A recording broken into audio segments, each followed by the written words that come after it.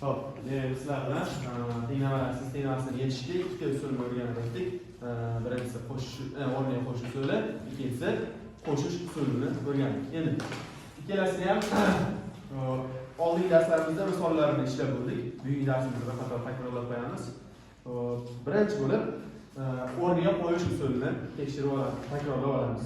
Demak, o'rniga qo'yish usuliga doir tenglamalari sistemasini ishlab olamiz. Misol uchun kitobimizdagi 53-betdagi 10-misolni bir qator ishlab qo'yamiz. Takrorlash uchun o'rniga qo'yish usulini nima ekanligini esimizdan chiqib qolmasligi uchun takrorlab qo'yamiz.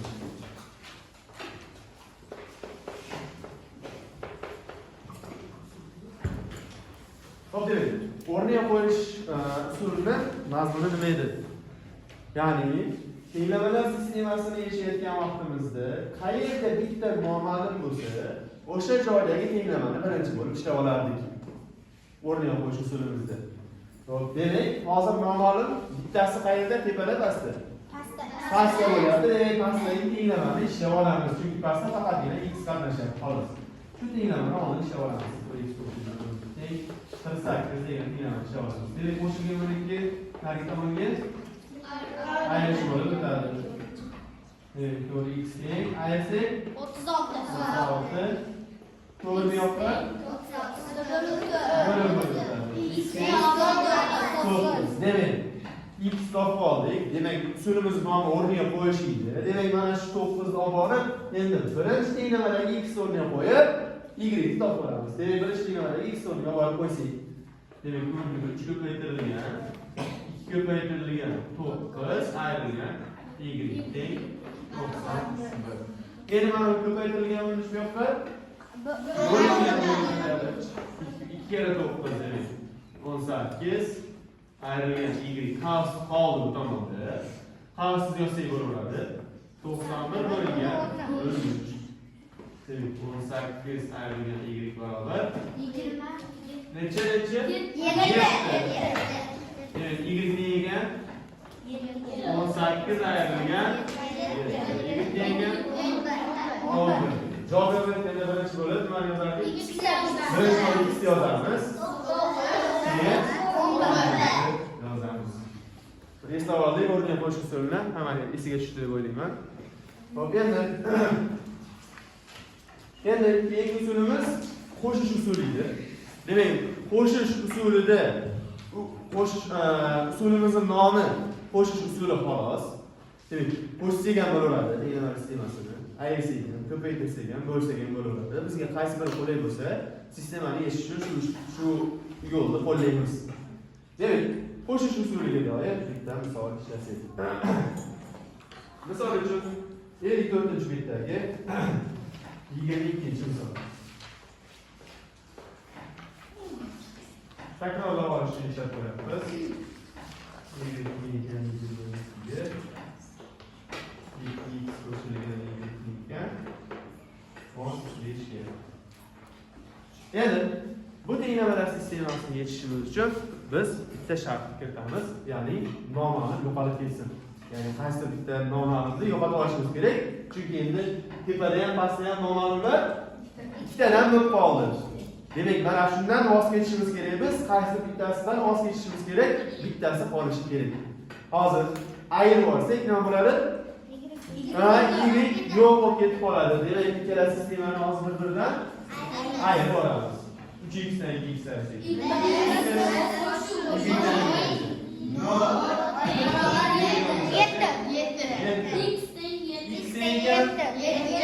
7 ga mana x'ni topib oldik. Ana endi o'rniga qo'yishdan foydalanamiz. Yana y topib ko'ramiz. O'rniga qo'yishdan foydalansak. Demak, ikkinchi tenglamani qo'ysak osonroq, chunki ikkinchi tenglamani x kichkinaroq. 2 ko'paytirilgan.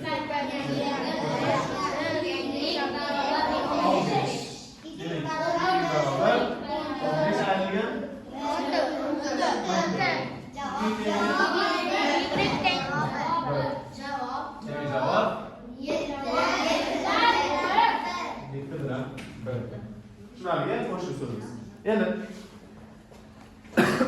ba'zan qo'shish usulini qo'llab bo'lmaydigan holatlar kelib qolyapti. Ya'ni hozir bu yerda y bo'layotganligi uchun ayirib olsak bo'lyapti, y'imiz yo'q bo'lib ketyapti.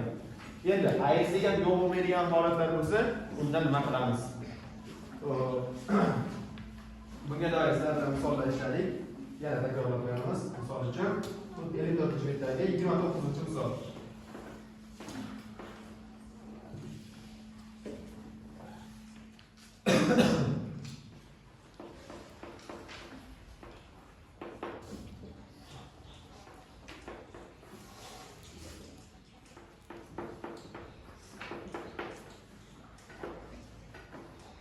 Xo'p, demak, sizlarga savol. Birinchi bo'lib nima qilardik?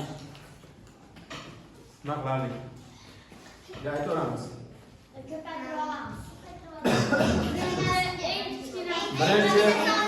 Birinchi tanlaymiz. Mana hozir hech qanaqa tanlashsiz ayirib olsak, y yo'q bo'lib ketar ekan. Tanlasak ham, tanlamasak ham ayirib olsak, y yo'q bo'lib ketar ekan. Endi qaysi harfni yo'q bo'lib ketishligini endi o'zimiz tanlaymiz. Qaysi harf yo'q bo'lib ketsin? X yo'q bo'lib ketsin. Nima uchun? X ga oldida turgan son kichkinaroq, y ga oldida turgan son kattaroq. Bizga qaysini oldida kichkinaroq son turgan bo'lsa, shuni yo'qotib olganimiz qulayroq. Demak, yana sizcha to'g'ri ko'paytirib olamiz. Tepani ko'paytiramiz. 4x qo'shilgan 8 buni ko'paytirsak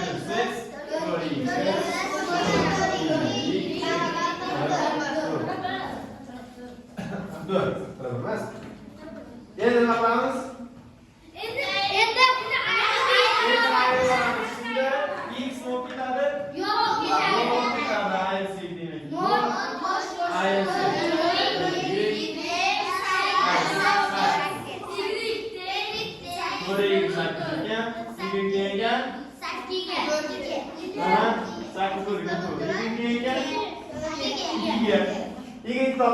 Endi yana o'rniga qo'yishdan foydalanamiz.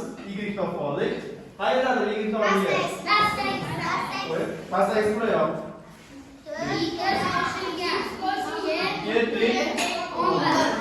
X ekan 11 ekan 9 ekan. Demak javob 9 dan 2 bo'lar edi. Hammaga tushunarli bo'ldi.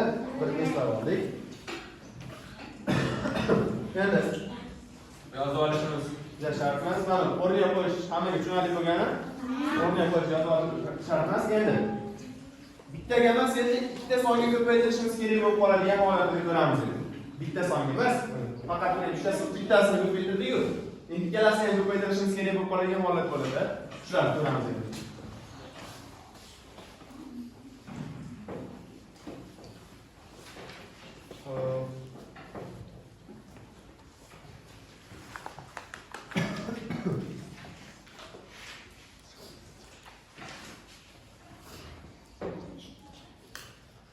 Hop, 55-betda 34 masalan. Misol.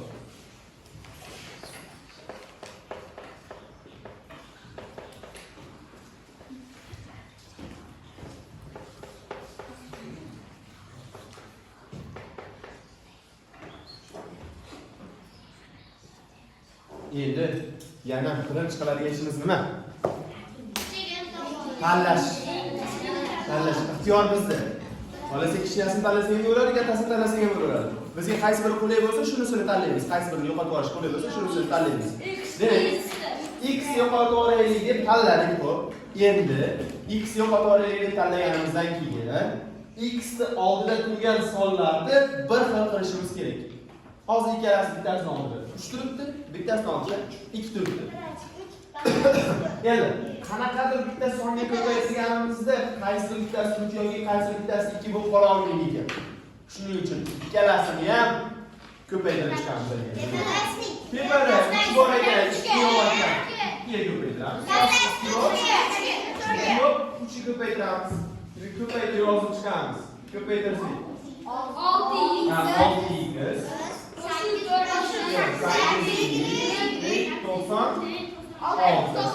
3 ko'paytirsak 6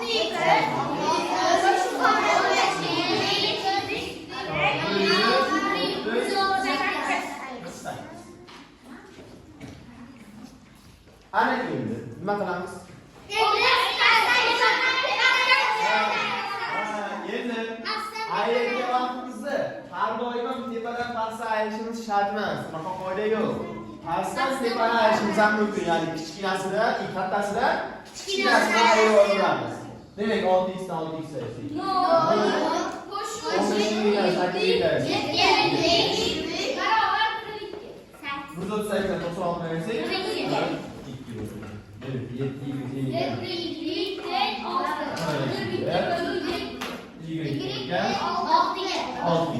Y qiymatini topdik. Endi x qiymatini topish uchun yana o'rniga qo'yish usulidan foydalanamiz. Qaysi biriga o'rniga qo'ysak bo'ladi, o'sha shunga qo'yaveramiz. Pastaga osonroq. 2x o'rniga 5 ko'paytirib 2 ni 6 qo'yamiz. 6 2x karavot ayrilgan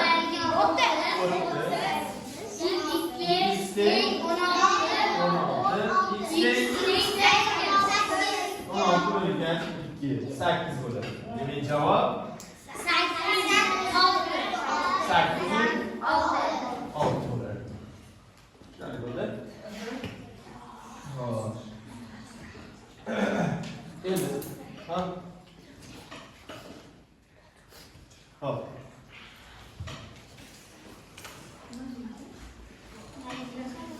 Xo'sh.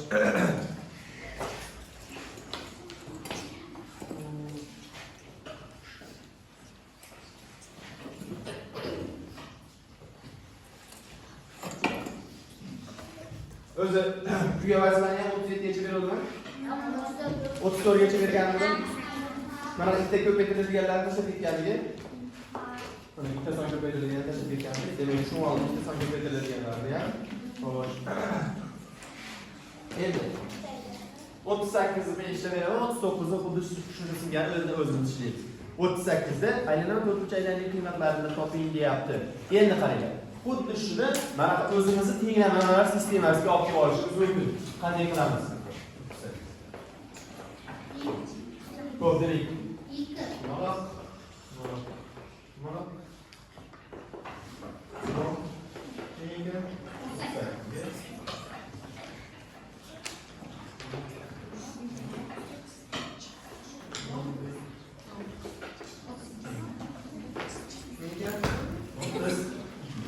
ana endi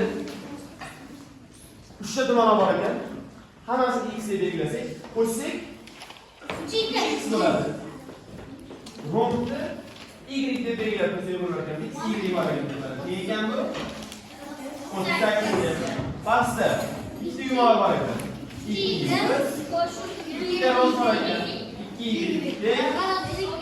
32 sistemamizda bittasini yo'qotib olamiz deymiz. Qaysi birini yo'qotib olaylik? Yo'q, qaysi harfni yo'qotaylik? Nimaga? Yigit yo'qotganimiz osonroqmi? Yigit yo'qotganimiz osonroq. Uchinchi tepani nima qilamiz? 2 yo'q. Tepani nima qilamiz? Tepani 2 ga ko'paytiramiz. Bo'ldi. Tepani 2 ga ko'paytirib chiqsak 6 x qo'shilgan 2 ga ko'paytirsak 8 pastki shaxsiy ko'paytirmadi. Raqamimiz endi aylanamiz. Aysi 6x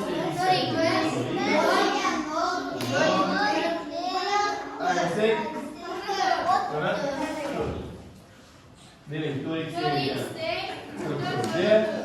x ekan 10 x topdik. Endi o'rniga qo'yishdan foydalanib y ni topib olamiz. Mana bu yerda y qo'ysak ham so'rab bo'lar ekan, y bittada chiqar ekan. O'rniga qo'yamiz. Demak, 3 ko'paytirilgan 11 qo'shilgan y tengan 38 ga. Qo'shib ko'paytirsak 33 y teng 38 ayrilgan 30 y ekan 5 ga. Demak javob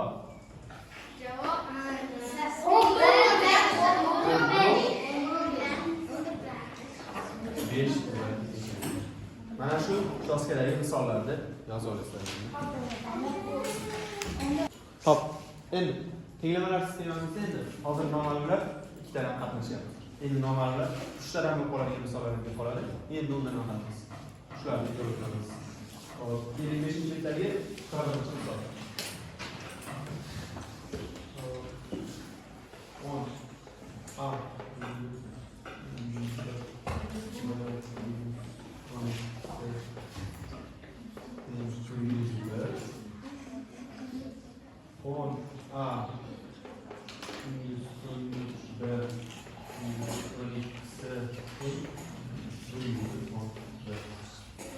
Mana shu sistemani ishlashimiz kerak. Endi e'tibor bersak, bir xillari bor ekan. Qaysilari bir xil?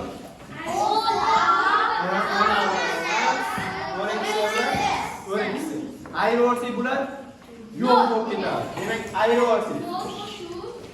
Tepada, pastda, tepada aylanadi. Pastda ketadi. O'rnadi.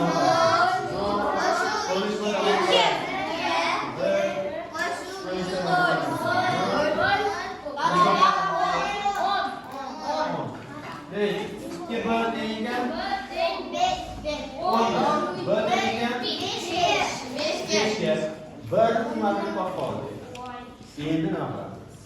Endi tepadagi bir o'rniga olib borib qo'yamiz. Tepadagi bir o'rniga olib borib qo'ysak. 10 qo'shilgan, 11 ko'paytirilgan, 5 qo'shilgan, 12 s teng bo'ldi 1. Pastagiga olib qo'yamiz.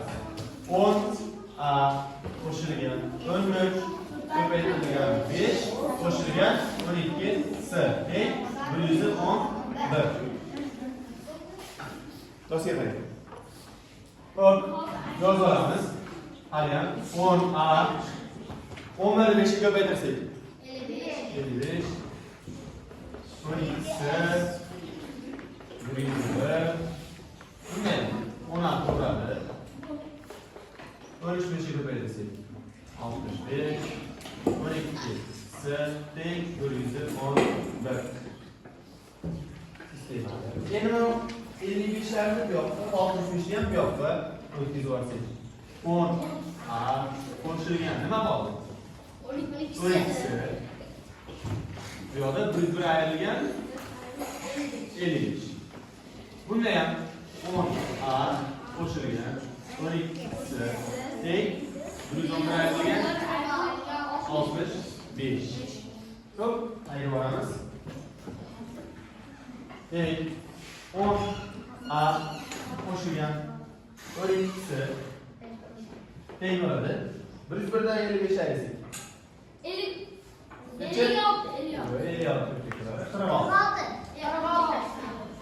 10 qo'shilgan 12 s teng 1 dan 63 ayirsak.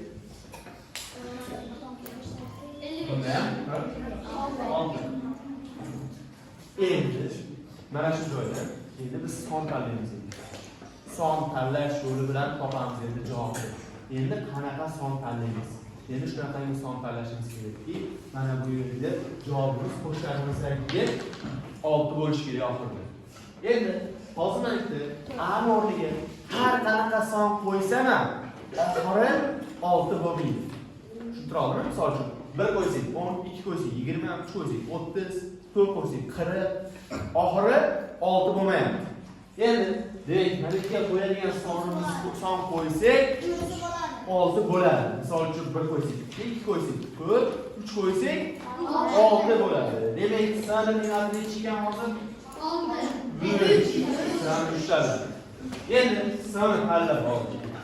Endi mana yerga son o'rniga olib qo'yib, endi A topib olamiz. Demak, 10 qo'shilgan 12 ko'paytirilgan 3 teng 6.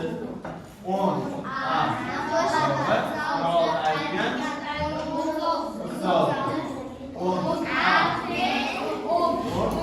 aytgan 1. Tushundingmi? Boshdan qaytaramiz. Quloq solamiz. Boshdan qaytaramiz. Demak, noma'lumlarimiz 3 ta bo'lib qolsa, 3 3 ta bo'lsa, agar bitta bir xillari bo'lsa, nima qilsak bo'lar ekan yana? Yana ayirib olsak bo'lar ekan. Kattasidan kichkina ayiryapmiz. 10 alamlarni 0, 13 bilan birlaylik 2 va 12 siraylik 0, biz 10 bilan birlaylik 10 bo'ldi. Shu yerdan 2 bo'lsak 10 bo'ldi, birni topsak 5 bo'ldi. Endi tepadagi blarni o'rniga olib borib qo'yapmiz. Olib borib qo'ysak 10 qo'shilgan 10 5 ga qo'ydik, qo'shilgan 12 teng bo'lib 1. Xuddi mana shu tenglarni ishlab ketyapmizda, oxiri mana bu narsaga ketib qoldi. Ya'ni ikkalasi ham teng qirg'oqda degan narsa paydo bo'lib qoldi. Endi shunaqa bo'lib qolsa, biz tanlash usulidan foydalanar ekanmiz. Tanlayotganda nimaga e'tibor beryapmiz? Oxiriga raqamga. Oxiriga raqamga. Demak, shu ikkalasini qo'shganimda oxiri 6 chiqish kerak edi. Ana o'rniga son tanlab qo'ysak ham oxiri 6 bo'lmayapti. Shuning uchun biz A ga son tanlamadikda, birinchi bo'lib S ga son tanladik. Chunki S ga son tanlaganimizda oxiri o'zgaradi. Misol uchun 1 tanlasak 12 bo'lib qoladi. 2 tanlasak 24 bo'ladi, oxiri 4 ga o'zgaradi. 3 tanlasak 36 bo'lyapti. 4 tanlasak 48 bo'ladi. Endi 4 tanlay olmaymiz. Katta bo'lib ketib qolyapti. Bo'ldi 3 ta to'xtatamiz. Tushuntiribman, demak 3 tanladik. 3 tanlab o'rniga qo'yib Ani ham topdik. Demak, javob yozayotganimiz endi. Yana ingliz alifbosi tartibida yozamiz. Ya'ni A, B, soniy yozishimiz kerak. A qiymati 1 chiqdi, B qiymati 5 chiqdi. S qiymati javob yozayotganimizda mana shunday yozishimiz kerak edi. Tushuntiribman. Xo'p. Endi savollari boshqacha bo'lib qolsa nima qilamiz? 43. Doskamiz yana to'lib ketib qolar ekan, shuning uchun mana shuni yozib olaylik.